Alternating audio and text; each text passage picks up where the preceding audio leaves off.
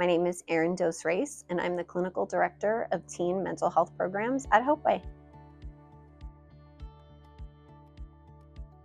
ADHD is a mental health diagnosis and stands for Attention Deficit Hyperactivity Disorder. ADHD really has multiple facets, one being inattentiveness, struggles with impulse control, interrupting others while they're talking, poor executive functioning, while on the hyperactive side, we can have, again, poor impulse control, but also we can have excess energy, fidgeting, difficulty sitting still, restlessness. ADHD used to formerly be two different diagnoses. We had ADD, which dealt with inattentive type, and then we had ADHD, which focused on the hyperactivity. So ADHD, predominantly inattentive type, means that someone will have a lot of difficulty maintaining focus on a task. This could look like poor concentration or not finishing a task that they started. ADHD, predominantly hyperactive type, refers to someone who struggles with restlessness. This could be someone who is constantly interrupting while someone is talking because they are not able to manage that impulse to interrupt. Now they both fall under the diagnosis of ADHD, and then you have your predominant type or a combined type. So while you can have somebody that has ADHD, predominantly inattentive type, which is what we used to refer to as just ADD, you can also have a combined presentation of that person who has inattentive and hyperactive behaviors, and we call that ADHD combined presentation. ADHD is very common. According to the CDC, 11.4% of children and adolescents have been diagnosed with ADHD.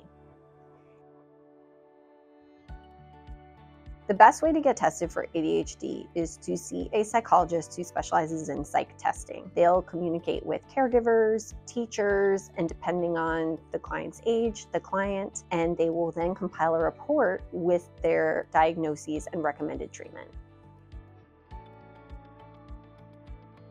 ADHD is treatable. The treatment is multifaceted. We have our medications, which can help with impulse control and hyperactivity. Then you also want to seek therapy. Therapy can help with coping skills, for organization and executive functioning. It is also helpful for caregivers and loved ones to have an active role in their loved one's treatment. That way they know the best way to support their loved one with ADHD. Even though ADHD has three different predominant types, inattentive, hyperactive, and combined type, everybody's presentation can look different. So even if you have ADHD, predominantly hyperactive, you still might look different than the person sitting next to you, and that's okay. A big part of therapy is making sure that you're figuring out the coping skills that are best for you as an individual, and then family therapy can help communicate those needs to your family so they know how best to support you.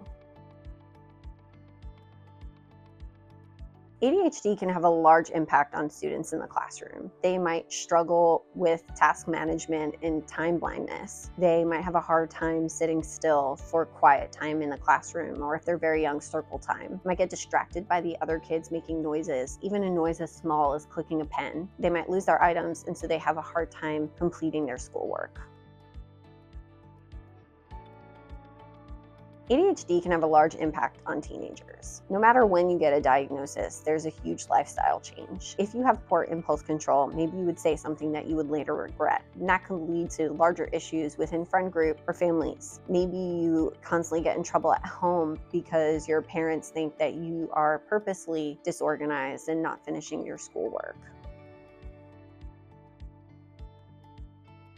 Here at the teen campus, we provide a weekly caregiver skills group, and a lot of what we hear from with parents in that group has to do with their own fatigue of trying to figure out the best way to support their child. And as the child ages, the child wants to take on more and more independence. However, somebody with ADHD might struggle if they don't have adequate treatment being that level of independence. They might feel ashamed that they're not able to do other things that maybe their peers can do on their own when they need the support of their caregiver or their family member in order to maintain on track.